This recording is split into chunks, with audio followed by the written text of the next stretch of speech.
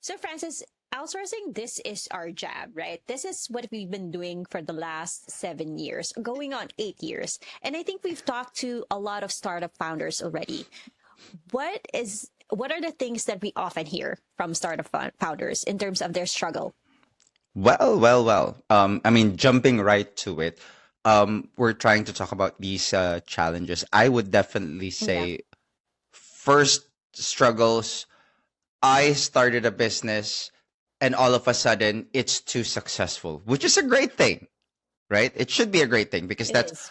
all of a sudden you have a business. It's more like it's a champagne problem, right? So we start limited Mhm. manpower and resources. So when I say champagne problems, I would rather have the problem that says, I now have too many orders to fulfill. I now have too many Yeah, clients than I know how to handle, or it's taking up all of my time because, and I can't focus on the other crucial aspects of my business.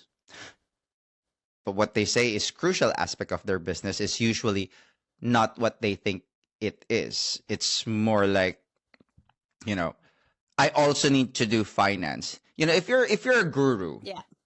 and you're doing mentoring and you're doing all of Hmm. those things that are that you're You're that also sending the emails. You're but also exactly. um, checking your schedule when the next coaching call is going to be, and then of course you're also trying to figure out, okay, how many students do I have now, and you're doing all of those things instead of actually focusing on whatever it is that you want to focus on. And when I say whatever it is that you want to focus on as a coach, sometimes you want to focus on creating the modules, right? And sometimes you want Yes. to really just focus on how to deliver, Yeah. like deliver the coaching advice, or sorry, the insights that you want to impart to your students. And all of these tasks, like managing your calendar, managing your email, it does take away from what you want to focus on. And that's Are one they thing that important we parts have of your heard. business? Are they important parts of your business? Yes.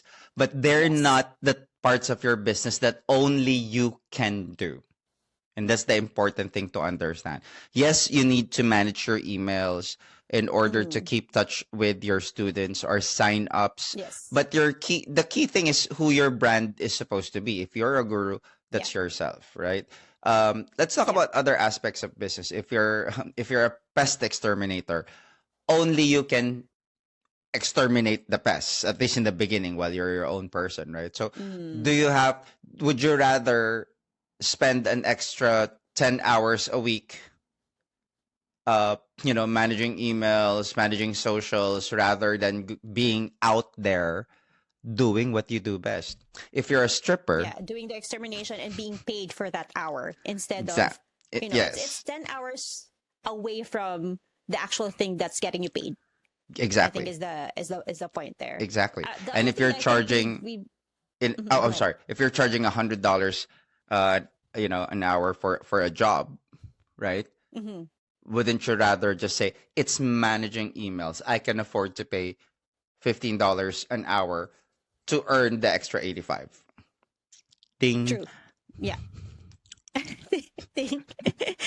So that's one, right? Like all of these things that are taking you out of tasks that actually get you paid, or is what you want to focus on.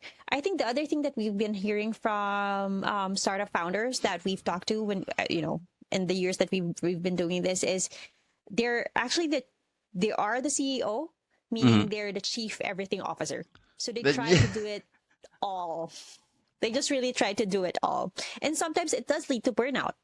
Um, quite understandably, because you're now where we are right now. I do know that all the parts of business, there, it's not just surface level.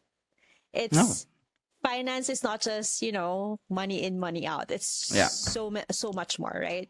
And being chief everything officer, it's just gonna it's gonna affect your health. It's gonna, like, not just your physical health but mental health. You know what, I remember one of our friends, in one of Yes. the presentations she's done, she was the chief everything officer back then. And she was Okay, where did you pick up that term, fixing honestly? tables.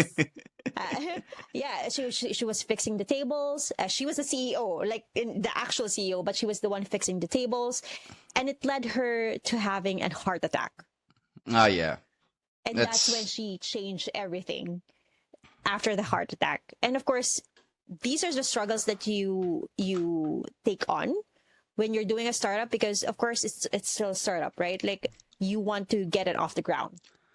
oftentimes when you're a startup, you're at $0 or any dollars that you Yeah. can afford has to go back into the business. And sometimes Mm-hmm. it's really the I can probably do it myself.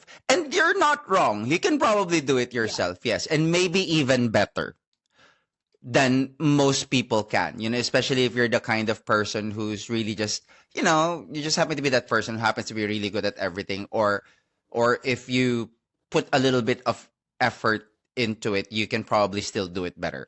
That's fine.